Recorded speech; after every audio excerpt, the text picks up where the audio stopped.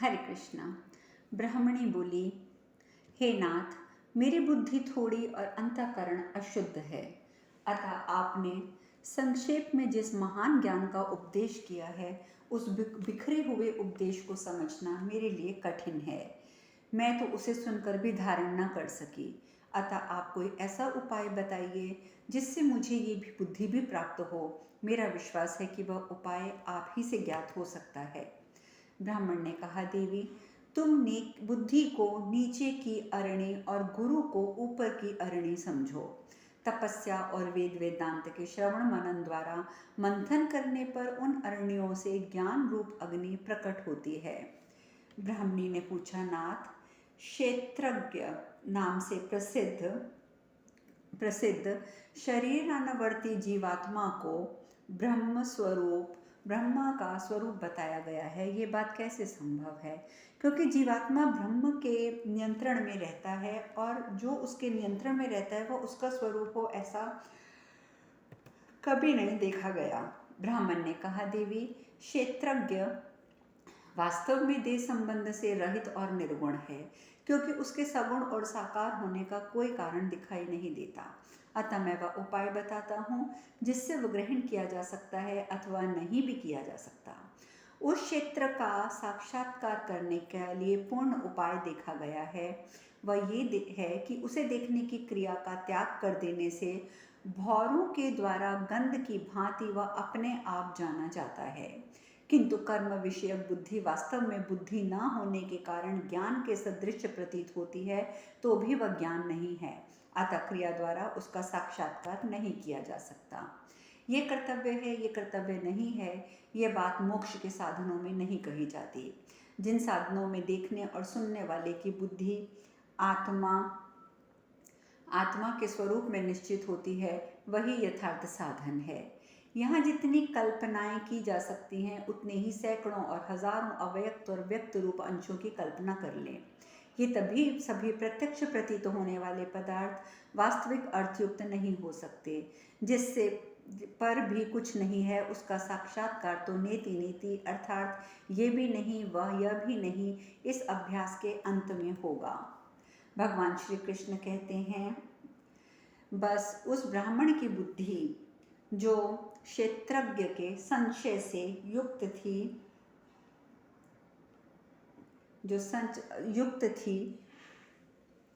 क्षेत्र के नाम से अतीत क्षेत्रज्ञों से युक्त हुई। अर्जुन ने पूछा, हे कृष्ण, वह ब्राह्मणी कौन थी और श्रेष्ठ ब्राह्मण कौन था? अच्युत, जिन दोनों के द्वारा ये सिद्धि प्राप्त की गई है, उन दोनों का परिचय भी मुझे बताइए। श्री कृष्ण ने कहा, अर्जुन, मेरे मन को तो तुम ब्राह्मणी समझो और मेरी बुद्धि ब्राह्मण समझो और मेरी बुद्धि को ब्राह्मणी समझो, और जिसको क्षेत्रज्ञ कहा गया है वह मैं ही हूँ। इस प्रकार श्री महाभारत अश्वमेधिक पर्व के अंतर्गत अनुगीता पर्व में ब्राह्मण गीता विषयक 34वां अध्याय पूर्ण हुआ। अर्जुन बोले, भगवान, इस समय आपकी कृपा से सूक्ष्म विषय के श्रवण में मेरी बुद्धि लग रही है, अतः जानने योग्य परम ब्रह्म के स्वरूप की व्याख्या कीजिए। भगवान श्री कृष्ण ने कहा, अर्जुन, इस विषय को लेकर गुरु और शिष्य में जो मोक्ष विषयक संवाद हुआ था वह प्राचीन इतिहास बतलाया जा रहा है। एक दिन उत्तम व्रत का पालन करने वाले एक ब्रह्मवेत्ता आचार्य अपने आसन पर विराजमान थे। परम तप उस समय किसी बुद्धिमान शिष्य ने उनके पास जाकर निवेदन किया, भगवान, मैं कल्याण मार्ग में प्रवृत्त होकर आपकी शरण में आया हूँ और आपके चरणों में मस्तक झुकाकर याचना करता हूँ कि जो कुछ पूछूं उसका उत्तर दीजिए। मैं जानना चाहता हूँ, श्रेय क्या है? पार्थ, इस प्रकार कहने वाले उस शिष्य से गुरु बोले, विप्र, तुम्हारा जिस विषय में संशय है वह सब मैं तुम्हें बताऊंगा। महाबुद्धिमान कुरुश्रेष्ठ अर्जुन गुरु के द्वारा इस प्रकार कहे जाने पर उस गुरु के प्यारे शिष्य ने हाथ जोड़कर जो कुछ पूछा, मुझसे सुनो। शिष्य बोला, विप्र प्रवर, मैं कहाँ से आया हूँ? आप कहाँ से आए हैं? जगत के चराचर जीव कहाँ से उत्पन्न हुए हैं? जो परम तत्व है उसे यथार्थ रूप से समझाइए। संपूर्ण जीव किसने धारण कर रखा है?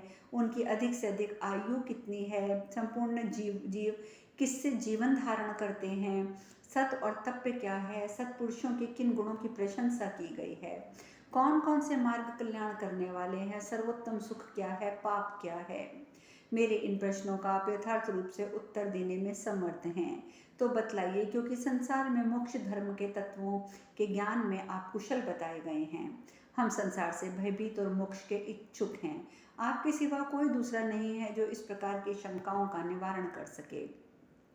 भगवान कृष्ण कहते हैं, कुरुकुल श्रेष्ठ शत्रु दमन अर्जुन, वह विषय इस प्रकार से गुरु की शरण में, शिष्य इस प्रकार से गुरु की शरण में आया था। यथोचित रीति से प्रश्न करता था, गुणवान और शांत था, छाया की भांति रहकर गुरु का प्रिय करता था और जितेंद्रिय, संयमी और ब्रह्मचारी था। उसके पूछने पर मेधावी और वतधारी गुरु ने पूर्वोक्त सभी प्रश्नों का ठीक ठीक उत्तर दे दिया था। गुरु बोले, बेटा, ब्रह्मा जी ने वेद विद्या का आश्रय लेकर तुम्हारे पूछे हुए इन सभी प्रश्नों का उत्तर पहले से ही दे रखा है तथा प्रधान प्रधान ऋषियों ने उसका सदा ही सेवन किया है। इन प्रश्नों के उत्तर में परमार्थ विषयक विचार किया जाता है। हम ज्ञान को ही परम ब्रह्म और संन्यास को उत्तम तप जानते हैं। जो अबाधित ज्ञान तत्व को निश्चय पूर्वक जानकर अपने को सब प्राणियों में भीतर देखता है, वह सर्वगति माना जाता है। जो विद्वान संयोग और वियोग को और वैसे ही एक तत्व और नाना तत्व के साथ एक तत्व को जानता है, वह दुख से मुक्त हो जाता है। जो किसी वस्तु की कामना नहीं करता और जिसके मन में किसी बात का अभिमान नहीं होता, वह इस लोक में रहता हुआ भी ब्रह्म भाव को प्राप्त होता है। जो माया आदि सत्वादि गुणों के तत्व को जानता है, जिसे सब भूतों का विधान ज्ञान है, जो ममता और अहंकार से रहित हो गया हो, वह मुक्त हो जाता है, इसमें संदेह नहीं है। ये देह एक वृक्ष के समान है। अज्ञान इसका मूल अंकुर अर्थात जड़ है, बुद्धि स्कंद अर्थात तना है, अहंकार शाखा है, इंद्रियां खोखले हैं, पंच महाभूत उसके विषय में विशेष अवयव हैं। इसमें सदा ही संकल्प रूपी पत्ते उगते और कर्म रूपी फूल खिलते रहते हैं। शुभ अशुभ कर्मों से प्राप्त होने वाले सुख दुखादि की ही उसमें सदा लगने वाले फल हैं। इस प्रकार ब्रह्म रूपी बीज से प्रकट होकर प्रवाह रूप से मौजूद रहने वाला देह रूपी वृक्ष समस्त प्राणियों के जीवन का आधार है। जो इसके तत्व को भली भांति जानकर ज्ञान रूपी उत्तम तलवार से इसे काट डालता है, वह अमृतत्व को प्राप्त होकर जीवन मृत्यु के बंधन से छूट जाता है।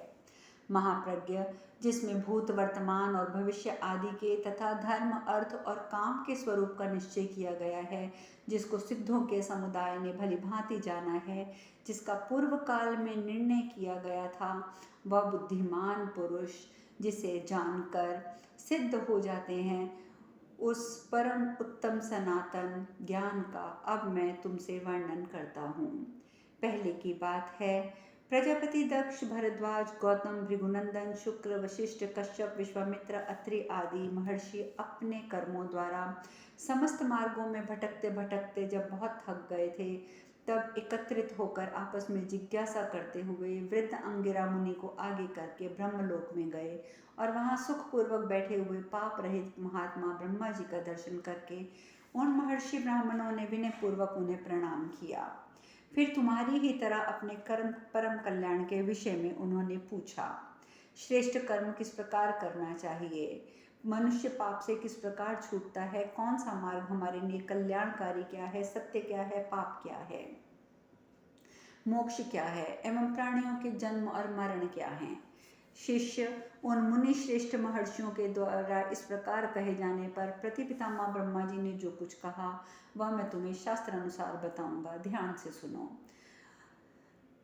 गुरु कहते हैं, ब्रह्मा जी ने कहना आरंभ किया, उत्तम व्रत का पालन करने वाले महर्षियों, ऐसा जानो कि चराचर जीव सत्य स्वरूप परमात्मा से उत्पन्न हुए हैं और तप रूप कर्म से जीवन धारण करते हैं।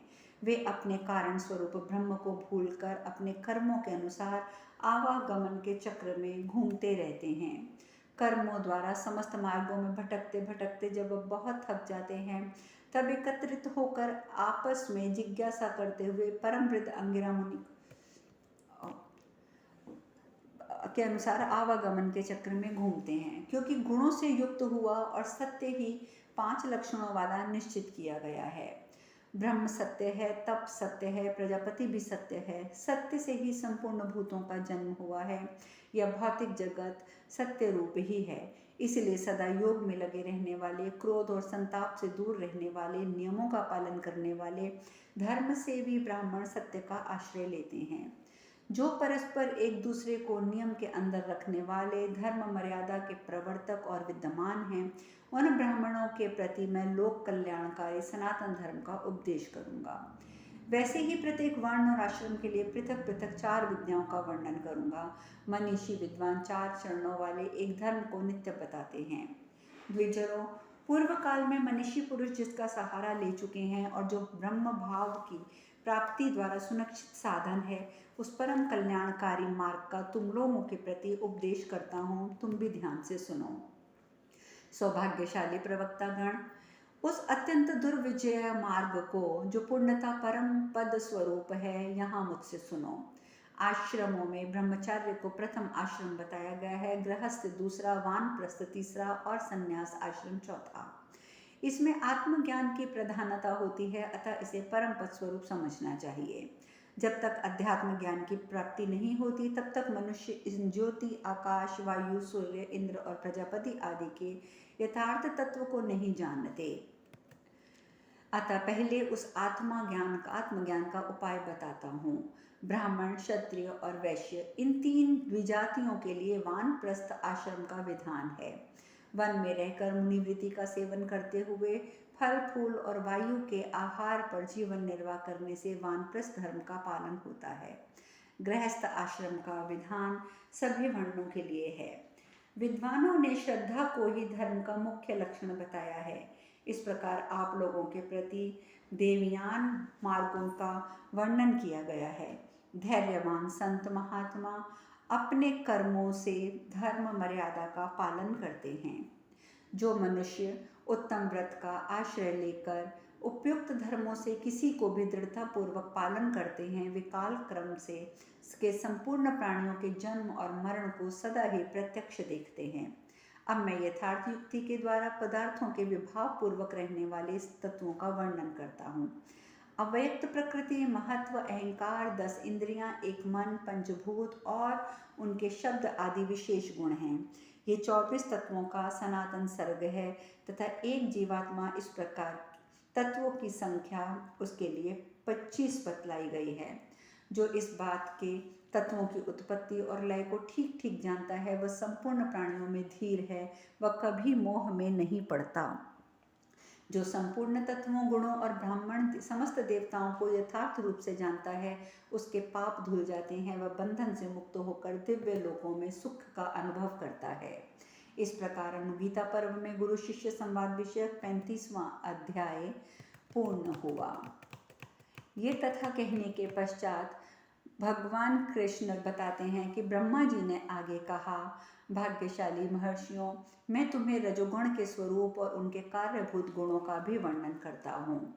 संतान, रूप, आयास, सुख, दुख, सर्दी, गर्मी, ऐश्वर्य, विग्रह, संधि, हेतुवाद, मन का प्रसन्न रहना, सहन शक्ति, बल, शूरता, मद, रोष, व्यायाम, कलह, ईर्ष्या, इच्छा, चुगली खाना, युद्ध करना, ममता, कुटुंब का पालन, वध, बंधन, क्लेश, क्रय विक्रय, छेदन, भेदन, विदारण का प्रयत्न, दूसरों के मर्म स्थानों को विदीर्ण कर डालने की चेष्टा, उग्रता, निष्ठुरता, चिल्लाना, दूसरों के छिद्र बताना, लौकिक बातों की चिंता करना, पश्चाताप, मत्सरता, नाना प्रकार के सांसारिक भावों से भावित होना, असत्य भाषण, मिथ्या दान, संशयपूर्ण विचार, तिरस्कार पूर्वक बोलना, निंदा, स्तुति, प्रशंसा, प्रताप, बलात्कार, सर्वार्थ बुद्धि से रोगी की परिचर्या, बड़ों की सेवा शुश्रूषा, तृष्णा, दूसरों के आश्रित रहना, व्यवहार कुशलता, नीति, प्रमाद, परिवाद और परिग्रह, ये सभी रजोगुण के कार्य हैं।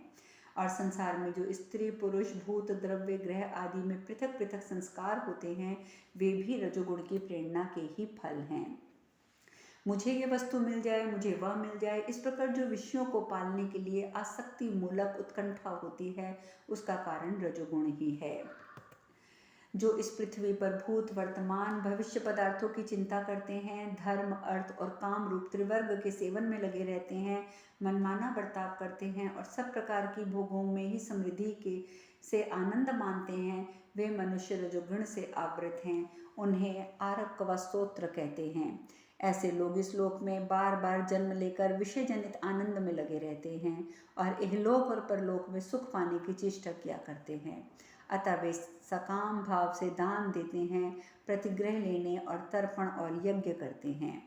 मुनिवरों, इस प्रकार मैंने तुम लोगों से नाना प्रकार के राजस गुणों को भी बता दिया है। इस प्रकार अनुगीता पर्व में गुरु शिष्य संवादित 37वां अध्याय पूर्ण हुआ।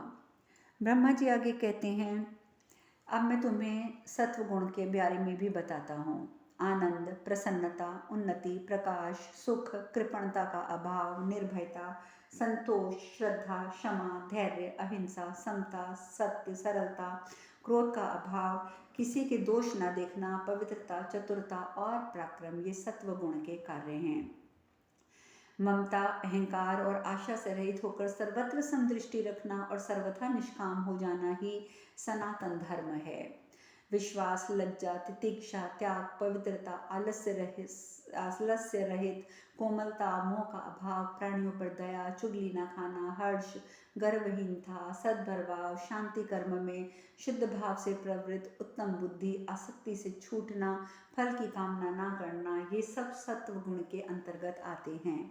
सकाम, दान, यज्ञ, अध्ययन, व्रत, परिग्रह, धर्म और तप ये सब व्यर्थ हैं। ऐसा समझकर जो उपयुक्त बातों का पालन करते हुए इस जगत में सत्य का आश्रय लेते हैं और वेद की उत्पत्ति के स्थानभूत परम ब्रह्म परमात्मा में निष्ठा रखते हैं, वे ब्राह्मण ही धीर और साधुदर्शी माने गए हैं। सत्वगुण संपन्न महात्मा स्वर्गवासी देवताओं की भांति ईशित्व, वशिष्ठ, लघिमा आदि मानसिक सिद्धियों को प्राप्त करते हैं। वह उधर्व, स्त्रोता और वैकारिक देवता माने गए हैं। योग बल से स्वर्ग को प्राप्त होने पर उनका चित्त उन भोग जनित संस्कारों से विकृत होता है। उस समय वे जो जो चाहते हैं उस सब वस्तु को पाते और बांटते हैं। श्रेष्ठ ब्राह्मणों, इस प्रकार मैंने तुम्हें सत्वगुण का भी बता दिया। ये सत्वगुण का विशेष रूप से वर्णन किया गया है और सत्वगुण का कार्य भी बताया गया है। और जो मनुष्य इन गुणों को जानता है वह सदा गुणों को ही भोगता है, किंतु उसमें बंधता नहीं है। इस प्रकार श्री महाभारत अश्वमेधाधिक पर्व के अंतर्गत अनुगीता पर्व में गुरु शिष्य संवाद विषयक 38वां अध्याय पूर्ण हुआ। शेष कथा कल। हरे कृष्णा।